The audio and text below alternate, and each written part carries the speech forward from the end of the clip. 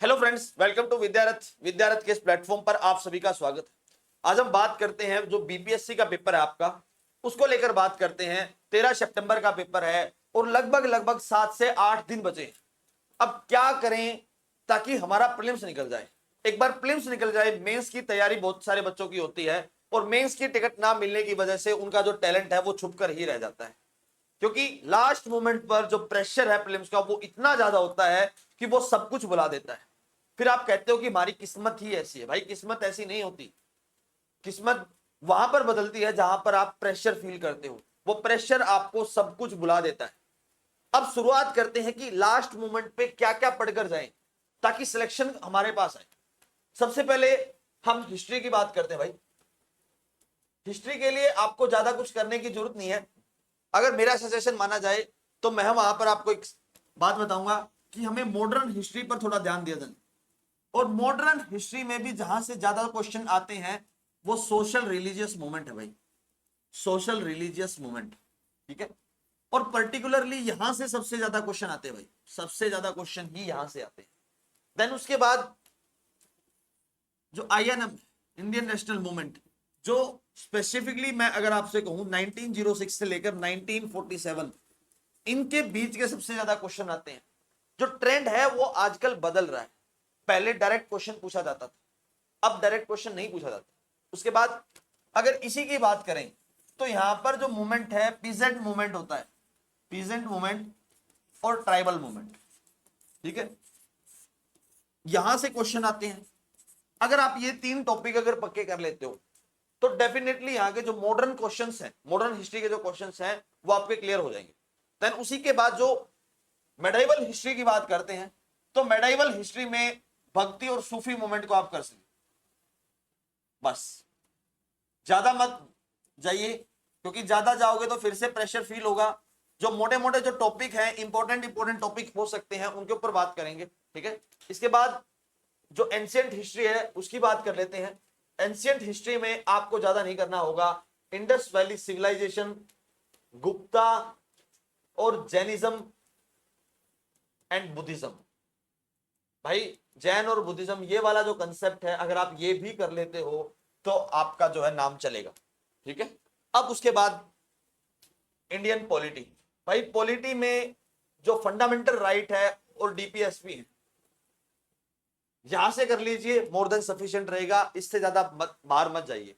और अगर इससे ज्यादा भी अगर आपको करना है तो पार्लियामेंट वाला सेक्शन जो है, और पार्लियामेंट में भी मेनली जो मूवमेंट है ना, जो मोशंस पूछी जाती हैं, जो मोशन सबसे ज्यादा पूछे जाने लगे हैं। अब ट्रेंड थोड़ा सा बदल रहा है चीजों को लेकर। आप लगातार उनको देखिए। मैंने वो पूरा एनालाइज करके आपको बताया है ताकि आप लास्ट मोमेंट पर क्या क्या पढ़ सकते हो।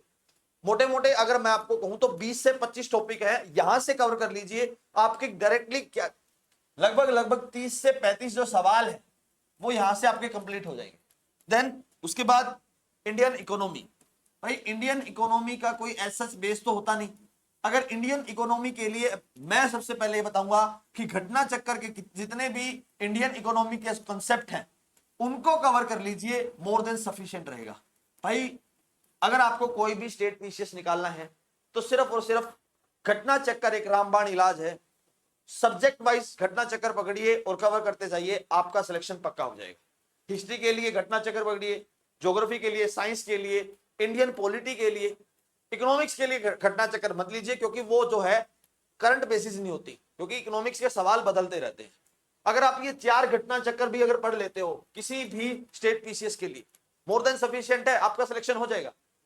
और रही बात जो करंट अफेयर है, करंट अफेयर में भाई घटना चक्कर ही एकमात्र सॉल्यूशन है। मैं किसी बुक का प्रमोशन नहीं कर रहा, जहां से बेस्ट मटेरियल आपको मिल सकता है वहां से कीजिए, लेकिन घटना चक्कर के जो करंट अफेयर है वो बहुत अच्छा करंट अफेयर है। उसके बाद जो हमारा मेन रहता है इन्वायरमेंट। भाई, इन्वायरमेंट के डायरेक्ट क्वेश्चन तो नहीं आते, वो भी सारे करंट अफेयर आते हैं, करंट अफेयर के बेसिस पर आते हैं। लेकिन ज्योग्राफी के जो सवाल हैं वो भाई डायरेक्ट एनसीईआरटी बेस पूछे जाते हैं। अब जो सवाल है वो एनसीईआरटी के बेस पर है। अगर आपको एनसीईआरटी अच्छे से पढ़ रखी है तो वहां से आपके सवाल ठीक होंगे। लेकिन अब लास्ट मोमेंट में एनसीईआरटी पढ़ना सही रहेगा? नहीं, वो सब बिल्कुल भी सही नहीं है। सिर्फ और सिर्फ कुछ जो सवाल हैं ज्योग्राफी ऑफ इंडिया वाले, जिसमें भी जो फैक्ट है बेसिकली रिवर का फैक्ट है, प्लेट्यू को लेकर फैक्ट है। कैसे? अब आप सुनिए, मैं एक चीज आपको यहीं पर बता देता हूं, ठीक है। ये भाई इंडिया है जो गुजरात के नीचे वाला रीजन है। अब यहां से क्वेश्चन पूछा है अरावली, ठीक है, यहां पर मालवा, बुंदेलखंड, बागेलखंड, छोटा नागपुर प्लेट्यू, विंध्यास, इसके बाद आते नर्मदा, सतपुरा, सतपुरा में भी महादेव हिल्स, महाकाल हिल्स, ठीक है। तो इस तरीके से अगर आप ये क्वेश्चंस जो हैं इनको याद करके चलोगे ना, मोर देन सफिशिएंट रहेगा। रही बात जो रिवर है, रिवर में भी जो बिहार की स्पेसिफिक जो रिवर्स हैं उनके ट्रिब्यूटरीज जो है वहां से क्वेश्चन पूछते जाते हैं। आप ट्रिब्यूटरीज को नहीं छोड़ते, सॉरी उनको छोड़कर चलते हैं कि यहां से क्वेश्चन नहीं आएगा। बेसिकली अगर इंडिया जीके की बात करें तो जो ज्योग्राफी ऑफ इंडिया है उसमें जो साउथ की ट्रिब्यूटरी है, पेन गंगा, वेन गंगा, इस तरीके से जो सवाल ही पूछे जाते हैं। अब बेसिकली मैंने आपको सारा डाटा बताया, लेकिन उसमें एक सब्जेक्ट बचा है जनरल साइंस। जनरल साइंस के भी जो सवाल हैं आप ज्यादा मत कीजिए, ठीक है। अगर मैं आपसे कहूं कि बायोलॉजी का जो सेक्शन है वहां से कीजिए भाई, वहां से क्वेश्चन पूछे जाते हैं, केमिस्ट्री से क्वेश्चन पूछे जा रहे हैं, ठीक है। और अगर आपको फिजिक्स भी पढ़नी है, बहुत सारे बच्चों के मन में होता है कि फिजिक्स भी पढ़ लेना चाहिए, लेकिन अगर फिजिक्स की मैं बात करूं तो फिजिक्स में रिफ्लेक्शन वाला टॉपिक जो है ना, रिफ्लेक्शन जो लेंस वाला क्वेश्चन है वहां से पढ़ लीजिए, मोर देन सफिशिएंट रहेगा, इससे बाहर मत जाइए। दूसरी बात जो केमिस्ट्री है, केमिस्ट्री में जो फॉर्मूला बेस है कि पर्टिकुलर ये केमिकल कहाँ मिलता है, जो आंट है वो कौन सा केमिकल छोड़ती है, कौन सा एसिड छोड़ती है, इस तरीके के जो जनरल साइंस के जो सवाल है वो पूछ। देन जो बायोलॉजी है, बायोलॉजी में भी जो ह्यूमन बायोलॉजी है, जो ह्यूमन से रिलेटेड है, वहां से क्वेश्चन सबसे ज्यादा पूछे जाते हैं। लेकिन जो मैंने आपको बताया है ये ओवरऑल बताया है, अगर आपको इससे भी कोई निचोड़ चाहिए तो वो मैं आपको बता देता हूं कि लास्ट मोमेंट पे आप सबसे ज्यादा रिवाइज क्या करना है। सबसे ज्यादा अगर आपको रिवाइज करना है तो वो हिस्ट्री को रिवाइज कीजिए भाई, ठीक है। हिस्ट्री में भी मॉडर्न हिस्ट्री को रिवाइज कीजिए। देन उसके बाद जनरल साइंस के जो सवाल हैं वो आते आते गलत हो जाते हैं, क्योंकि बहुत सारे जो बच्चे हैं वो विज्ञान को छोड़कर चलते हैं कि यहां से क्या क्वेश्चन पूछा जा सकता है, वहीं से क्वेश्चन पूछा जाएगा जहां आप ये सोचकर चलोगे कि यहां से क्वेश्चन नहीं पूछा जा सकता।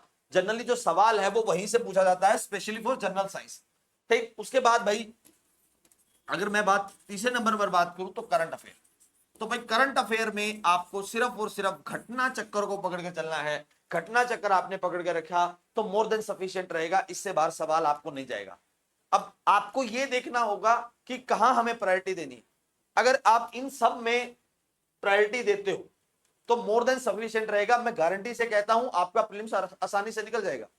लेकिन अगर आप इसके अलावा कुछ और पोर्शन और दूसरे पैटर्न पर जाते हो तो कहीं ना कहीं दिक्कत पैदा होंगी, ठीक है। और मैं ये वीडियो आपके लिए स्पेशली इतना इसलिए बना रहा हूं ताकि आपको कुछ लास्ट मोमेंट पर हेल्प मिल पाए। जो आपका प्रेशर फील हो रहा है वो प्रेशर कम हो जाए एटलीस्ट। इसके बाद जो भी वीडियो होगी जो आपके लिए प्रीलिम्स में हेल्प कर सके वो हम आपके लिए लेकर आएंगे। That's all for today, thank you very much and please subscribe to Vidyarath. भाई विद्यारथ को सब्सक्राइब करना मत भूलिए, और ऐसी ही जानकारी आपको लगातार विद्यारथ देता रहेगा।